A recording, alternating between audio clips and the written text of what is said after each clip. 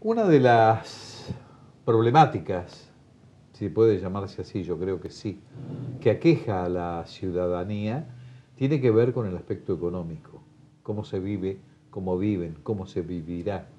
Pero también es importante saber qué es lo que va a pasar en el país, cómo estamos situados económicamente.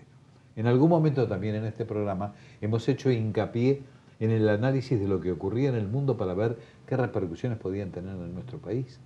Entonces, ahora sí vamos a meternos un poco en ver exactamente dónde estamos parados, qué es lo que vamos a hacer o qué es lo que va a pasar. Para ello he convocado nuevamente al doctor Daniel Artana, con quien hemos hablado, charlado largamente sobre todos estos temas en particular. Y hoy sí, hoy le toca el país. ¿Cómo estás, Daniel? Yo muy bien, ¿cómo estás vos? Todo bien. Hoy le toca al país. Y entonces pregunto, ¿dónde estamos? Bueno, primero la economía está bastante parada, ha tenido de hecho una caída, nosotros estimamos en el segundo trimestre del año. En parte es porque hay un conjunto de noticias desfavorables que nos han tocado. Yo diría que uno las puede resumir en la sequía, que afectó fuertemente a la cosecha de la soja en el segundo trimestre, y eso explica una buena parte de la caída de la actividad que nosotros estimamos para el segundo trimestre del año. Y después la devaluación en Brasil y la desaceleración de la economía brasileña, que complica las exportaciones de productos industriales argentinos a Brasil, en particular el complejo automotriz, que la mayoría de las exportaciones van hacia ese mercado. No todas fueron malas noticias del resto del mundo. Hubo, producto de la sequía en Estados Unidos, una suba importante en el precio de la soja, pero no alcanzó a compensar el efecto sobre las cantidades que tuvo el mal clima.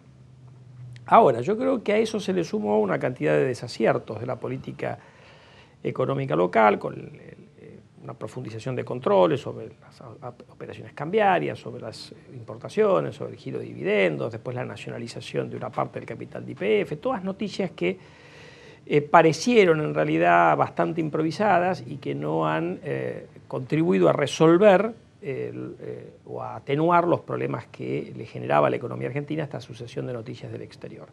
Así que la economía, de hecho, en nuestra estimación se contrajo en el segundo trimestre del año. La inflación no ha cedido, según uno puede ver en los indicadores provinciales, sino que en realidad ha subido un poquito. Entonces estamos viviendo una parte del año, entre el segundo y el tercer trimestre, bastante negativa. Yo creo que de acá para adelante, si el gobierno para de cometer errores, es decir, hasta te diría que mejor que no haga nada, como la cosecha hacia el año que viene creo que va a ir normalizándose y la economía brasileña también yo creo que va a ir normalizándose, es posible que la economía solita vaya saliendo de este agujero o de este problema donde la ha metido fundamentalmente las acciones del gobierno, que si en realidad se hubiera abstenido de tomar todas estas medidas sobre el final del año pasado, mi impresión es que hoy estaríamos viviendo una actividad económica mejor. Ahora, de acuerdo a la experiencia acumulada a través del tiempo y de todos tus análisis y de todas tus premoniciones respecto de lo que debiera haberse hecho y que en la práctica no se hizo, porque no se hizo, a pesar de las prevenciones que hicieron todos los economistas de nota del país, las prevenciones respecto del gasto público o del movimiento económico que no se hicieron, nos han llevado un poco a esto. ¿Qué te hace pensar que a lo mejor van a proceder? No, bueno, yo no dije que hagan nada, mejor que no hagan nada, porque hasta ahora lo que han hecho en los últimos meses han sido macanas, pero... Pero ¿cuál es el cuadro entonces? Bueno, pero yo diría una cosa, en términos de... porque uno puede plantearse por qué ahora uno nota los efectos y no los notaba antes. Y es que antes, por más que el gobierno tomaba algunas medidas que no eran justificables a mi juicio, la nacionalización de los fondos de pensión y otras, en realidad había superávit fiscal, superávit externo, un tipo de cambio muy competitivo, que más que compensaban en la mente de los argentinos y sobre todo en la línea de ganancia de las empresas, los efectos que podía generar otra serie de intervenciones, como los controles de precios y otra cantidad de intervenciones que el gobierno... con las cuales el gobierno afectaba el funcionamiento de las empresas y afectaba el funcionamiento de la economía en general. El problema es que esas tres cosas que daban tranquilidad no están más. Hoy Argentina, cuando uno lo mide bien, tiene déficit fiscal, el resultado externo está sostenido a partir de controles que no son sostenibles, porque está trabado todo y en algún momento vos tenés que volver a cierta normalidad.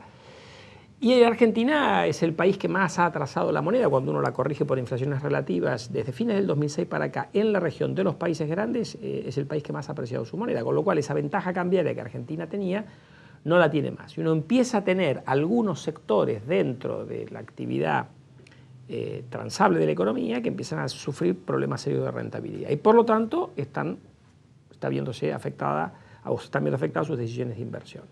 Entonces yo creo que el gobierno antes podía no corregir y había todas estas cosas que te dan tranquilidad. Hoy no corrige y todas estas cosas que te dan tranquilidad no están más y por lo tanto uno nota a pleno el impacto, sobre todo en la inversión y sobre todo y el correlato que eso ha tenido en el nivel de actividad en lo que va del año. Así que el gobierno tiene menos margen de maniobra. Ahora, dicho esto también, es una exageración decir que la Argentina tiene un riesgo de volver a tener un Rodrigazo, que para los que tenemos más años recordamos bien lo que fue el experimento.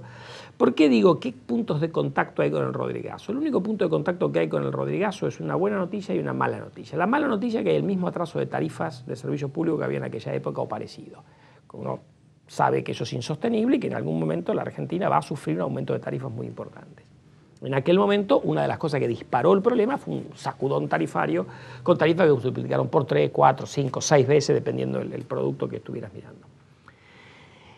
El otro punto de contacto, en este caso favorable, es que Argentina no tiene mucha deuda pública, tampoco la tenía en aquel momento. Pero ¿cuál es la gran diferencia con el Rodrigazo? La gran diferencia es que hoy Argentina tiene un déficit fiscal de 4 a 5 puntos del producto cuando tomás nación y provincia. En aquel momento había un déficit fiscal que era más del doble del actual. Y lo financiabas igual que hoy con la maquinita. Lo que pasa es que no es lo mismo emitir 4 puntos del PBI, porque además algo se usan de reservas hoy, que emitir para financiar 10, 12 puntos del PBI. Entonces no estamos en el riesgo de entrar en una espiral hiperinflacionaria como hubo en aquel momento. Pero creo que la Argentina va a vegetar con muy bajo crecimiento y una inflación relativamente alta producto de que el gobierno no hace lo que tiene que hacer, es decir, corregir los excesos del pasado. ¿Y qué te hace pensar, mi estimadísimo y nunca bien ponderado Daniel, que teniendo en cuenta que vamos a tener una nueva imagen en los billetes, que eso no se difundan con mucho más asiduidad y mucho mayor cantidad? Pero otra vez, el gobierno está emitiendo un poco más de lo que emitía hace unos meses atrás, pero bueno, podés tener hiperinflación con un gobierno que emite al 35% por año, aumenta la emisión. No estamos emitiendo al 300% por año. Así es imprudente 35 y en parte eso justifica por qué la inflación está en el orden de 25 o 23. Pero no es 400%. Yo digo, en esto uno tiene que marcar, digo, ¿a la Argentina le va a ir bien? No. Pero va a tener una crisis a la Argentina, que son esas recesiones fenomenales, devaluaciones excepcionales, de que se multiplica varias veces el tipo de cambio. Yo creo que tampoco. Creo que vamos a vivir en una mediocridad que se podía haber evitado si el gobierno hubiera hecho lo que tiene que hacer. Y en lugar de eso se dedicó a acentuar controles, a nacionalizar empresas, a tomar todas medidas equivocadas. Voy a utilizar términos que conocen los economistas que los hablan, pero que en última instancia la gente no sabe los efectos. Es decir, inflación, recesión y por lo tanto estanflación. Son términos que conocen los economistas. Sí.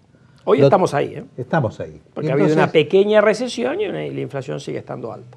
Consecuentemente, ¿cuál es la consecuencia para la gente? Bueno, Esto es lo importante. La gente. Pero obviamente la gente la pasa mal. Lo que yo estoy tratando de decirte, porque vos me preguntaste hacia adelante, es ¿hacia dónde vamos? ¿Vamos hacia un lío, como han pronosticado algunos, hablando de un Rodrigazo, que fue una recesión con hiperinflación? Yo creo que ese análisis está equivocado. ¿Vamos hacia una recuperación de la economía como hubo en el año 2010? ¿O como que la economía creció un montón? ¿O como el gobierno yo creo que espera a producto de la normalización de la cosecha y de Brasil? La respuesta a eso, para mí esta vez el gobierno es demasiado optimista porque ha cometido tantos errores que ha generado un atraso cambiario y un problema de mayor porte en la economía que va a afectar las decisiones de inversión independientemente que la cosecha mejore, independientemente que a Brasil le vaya mejor. No sé si soy claro. Lo que digo es, para poner nombre y apellido, cuando Labaña salió a hablar del Rodrigazo, para mí se equivocó. Cuando el gobierno está hablando de que vamos a tener una recuperación en el segundo semestre y en el año 2013 vigorosa, también se equivoca. Creo que vamos a vegetar en la mediocridad, con un crecimiento muy bajo, en el mejor de los casos, y con una inflación relativamente alta. Cuando al resto de la región le está yendo mucho mejor que eso. Porque el mundo, como dice la Presidente, no es que se nos vino encima a nosotros, afectó a toda la región, pero excepto Brasil, el resto está creciendo entre 4 y 6%. ¿Me entendés? Entonces yo digo, ahí también me parece a mí una cantidad de gente que en lugar de que está rodeando a la Presidenta, que en lugar de protegerla, la desprotege. porque no le da la información correcta, porque no le explica por los problemas económicos. La presidenta no tiene por qué saber de economía, no tiene por qué, no es su obligación, es abogada de profesión y política. Pero digo, me parece que está rodeada de una cantidad de gente que no le está diciendo la verdad. ¿O le están tergiversando la verdad? Bueno, no lo sé. No le está diciendo la verdad, tergiversaban más o menos lo mismo. ¿Pero qué es lo que puede esperar la gente? La gente yo creo que puede esperar una economía que no le va a dar mucho, una economía relativamente planchada, quizás un poquito mejor de lo que tenemos ahora. ¿Ok? ¿Y esto para las próximas elecciones cómo actúa? Bueno, yo no soy analista político. Si uno mira que en el año 2011, con la economía volando, el gobierno hizo una elección espectacular. En el año 2009, con la economía en un receso, hizo una elección lamentable. Hoy estamos en el medio, debería ser una elección en el medio.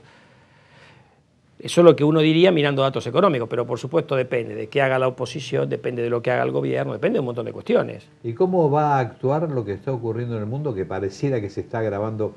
Alemania, estaba viendo yo, bajó un poquitito el aspecto de...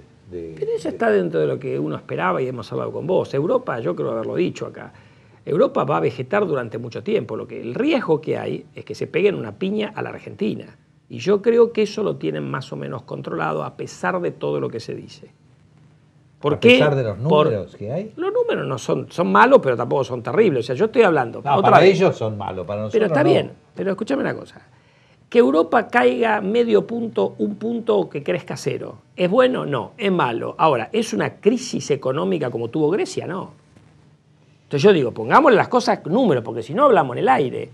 Cuando yo digo una crisis a la Argentina, es caída de Producto Bruto 5, 8, 10%. Eso pasó en Grecia. Mi impresión es que eso no va a pasar en el conjunto de Europa. ¿Por qué? Porque lo que te controla ese riesgo es la capacidad del Banco Central Europeo de financiar a los problemas de los países que tienen problemas, de darle la plata. Y eso está ocurriendo, más allá de lo que diga Alemania, más allá de lo... La plata va porque lo que hacen los bancos, por ejemplo, griegos acaban de aceptar deuda pública griega. ¿Qué hicieron con los bonos que agarraron del gobierno griego? Fueron al Banco Central Europeo y consiguieron plata. ¿Entendés? Entonces, en el fondo, el resto de Europa está financiando a Grecia. ¿Eso quiere decir que a Grecia le va a ir bien? No. Pero de ahí a decir que Alemania, Francia, Italia van a tener un gran problema. Ahora, ¿eso es una economía vigorosa a nivel mundial? No, Estados Unidos está creciendo al 2%, por ahí un poquito más, pero mal. Debería estar creciendo 4%. Europa está creciendo menos algo chiquito. Debería estar creciendo, no sé, 2%. China debería estar creciendo 9%, está creciendo entre 7 y 8. No es que al mundo le va bien, pero no es un escenario de catástrofe. ¿Está bien? Correcto. Gracias. Es mediocridad, como acá también es mediocridad, acá exagerado porque además el resto de la región le va bien, excepto a Brasil y a nosotros que nos va mal. Gracias por venir, Daniel, como a siempre. Vos. No, a vos por la invitación.